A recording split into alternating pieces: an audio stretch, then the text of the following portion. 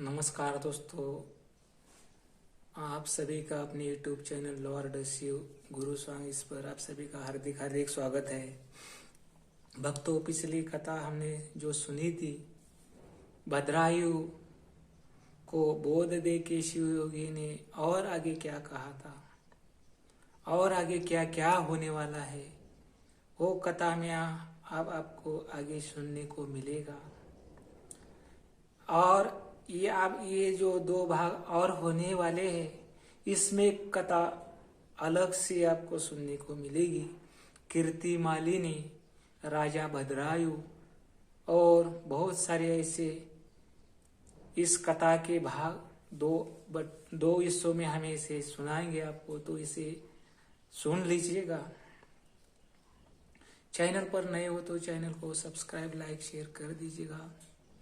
अपने दोस्तों के साथ भी शेयर कर दीजिएगा और भोलेनाथ जी को वंदन करके, गुरु संत माता पिता के चरणों पे वंदन करके आज की कथा हमें आगे बढ़ाते हैं।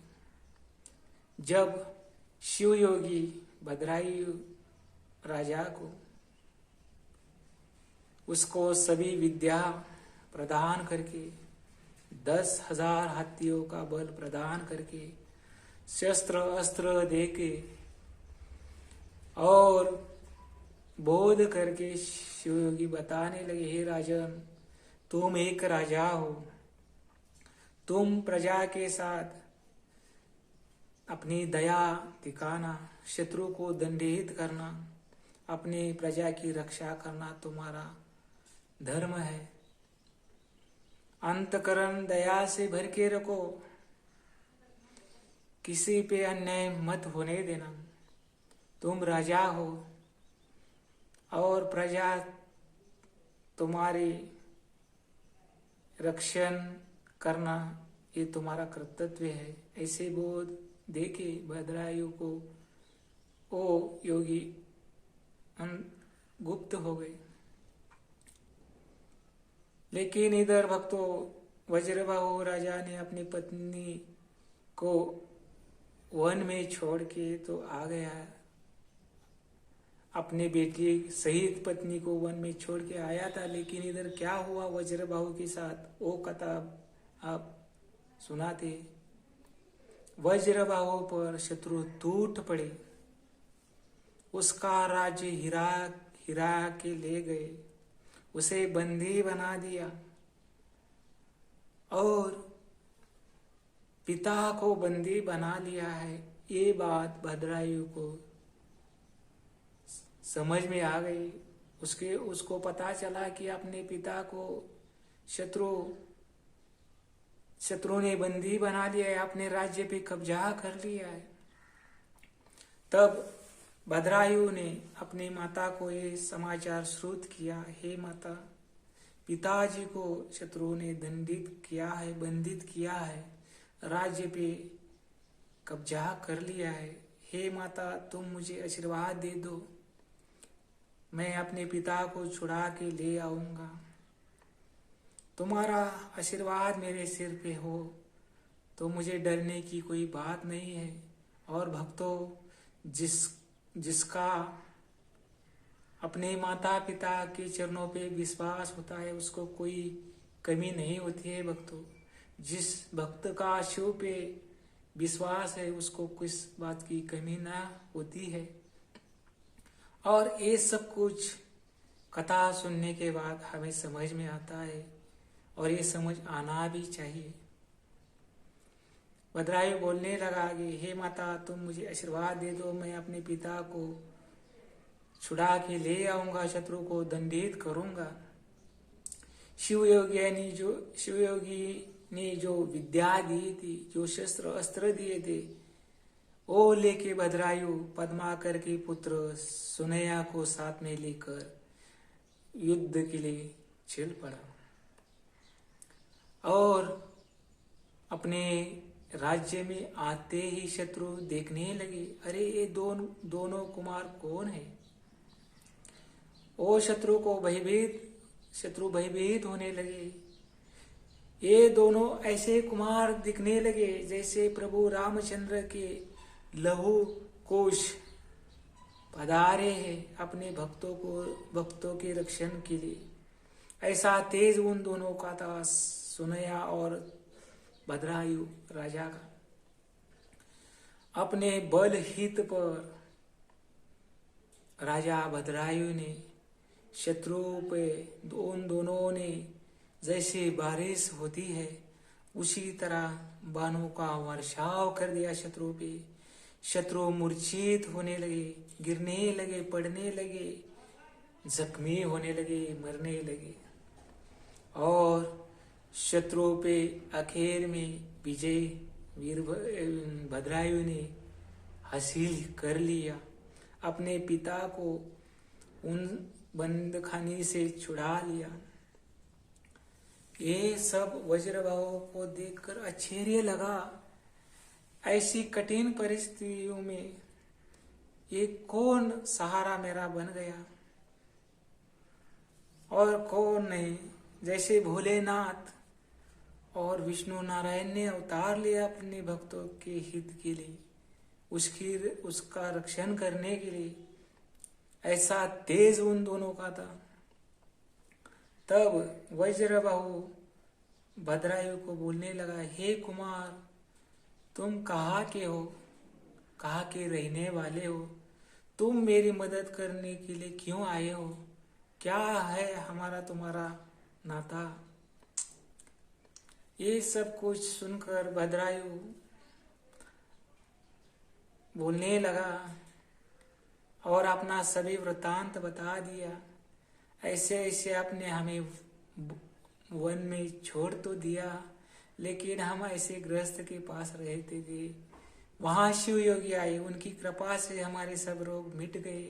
सभी वृत्तांत अपने पिता को बता दिया और ये वृत्तांत सुनकर वज्रबाहु के आंखों से पानी बहने लगा, क्योंकि उस समय उसने जो कृत्य किया था वो सही नहीं था। भक्तों, छोटा सा बालक अपनी पत्नी को वन में छोड़ के निर्दय अंतकरण से वापस आया था और तब उसका नैनों से पानी बहने लगा। भद्रायु ने अपने पिता को आलिंगन दिया, अपने गले से लगा लिया। हे पिताजी, आप मत रो लीजिएगा, मत रोइए, और माता को भी आपको उनकी मुलाकात करवा दूंगा। ऐसे बोल के राजा भद्रायु अपनी माता को लेकर आ गए, साथ में पद्माकर को भी ले आए।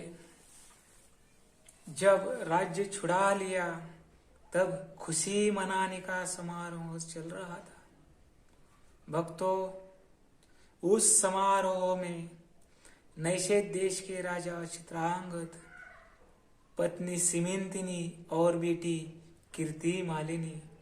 आप भक्तों, आपको सुनाते हैं कि कीर्ति मालिनी, हमने जो पिछली कथा सुनी थी मदन और पिंगला, वही ये दोनों है। वज्रबाहु के वंश में मदन ब्राह्मण जन्म लिया जो भद्रायु है, और पिंगला जो वेश्या थी वो कीर्ति मालिनी बन के सिमिंतिनी के कुल में जन्म लिया था। इस कथा को आप समझ लीजिएगा। और वही वो दोनों भी वहां आ गए थे और उन्होंने वज्रबाहु से अपने बेटी का रिश्ता बोलने लगे एक दूसरे को।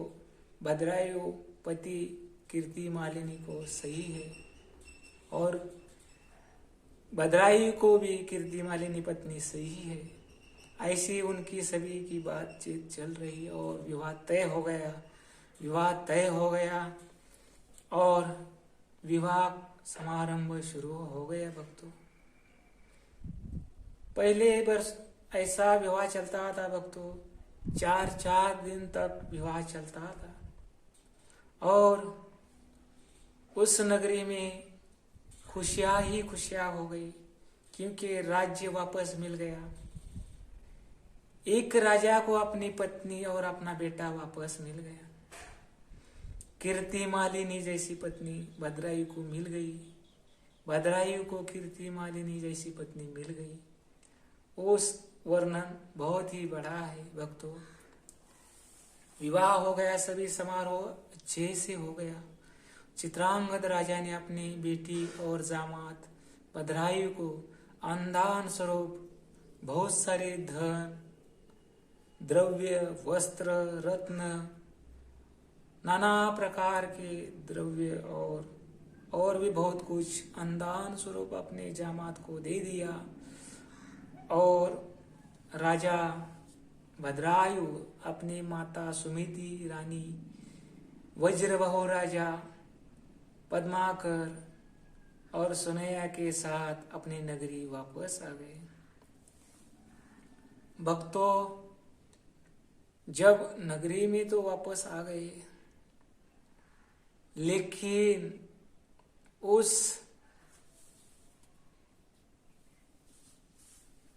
और नगरी में आके राज्य चलाने लगे। भक्तों, राजा वज्रबाहु को बहुत ही खेद होने लगा सुमिति को देख के, और सुमिति रानी ने भी अपने पति वज्रबाहु को सब कुछ बता दिया। अपने हमें वन में तो छोड़ दिया, लेकिन हमारी हालत क्या थी, कैसे हमने दिन गुजारे, क्या क्या हमारे साथ हुआ, कैसे शिव योगी आए और उन्होंने हमारा निवारण किया, हमारे सभी रोग उनकी कृपा से निकल गए। ये जो पुत्र है वो उनकी कृपा से आज आपको ऐसा सुचिरमंत और कृपा धन दिख रहा है। ये सब शिव योगी की कृपा है। भक्तों, शिव योगी का दर्शन होना, शिव योगी की पूजन होना, इसके लिए बहुत बड़ा पुण्य होना चाहिए, तभी जाके ऐसा योग बनता है।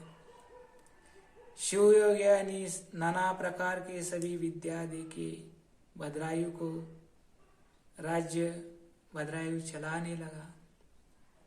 लेकिन भक्तों, इस कथा का भाग यहीं पर रोकते हैं और अगली कथा में हम आपको सुनाएंगे राजा भद्रायु पे क्या क्या संकट आए थे, कैसी कैसी परीक्षा ली गई, कीर्ति मालिनी, ये सब कुछ आपको इस कथा के आगे के भाग में आपको सुनने को मिलेगा। भक्तों, कथा में कुछ समझ ना आए तो आप कमेंट में हमें पूछ सकते हो, हम उसका जरूर वीडियो में आपको उसका उत्तर देने की कोशिश करेंगे भक्तों। और ऐसे ही न्यू कथा सुनने के लिए चैनल को सब्सक्राइब कर दीजिएगा, घंटी बटन को ऑल पर प्रेस करके रखिए। हमारी कथा में और कैसे हम सुधार कर सकते हैं ये भी हमें जरूर कमेंट में लिखिए। प्रभु का नाम लेना, भजन पूजन करना, इसमें हमारा दिन गुजर जाए और यही आशा आपसे करता हूँ। कथा जरूर सुनिएगा। ओम नमः शिवाय।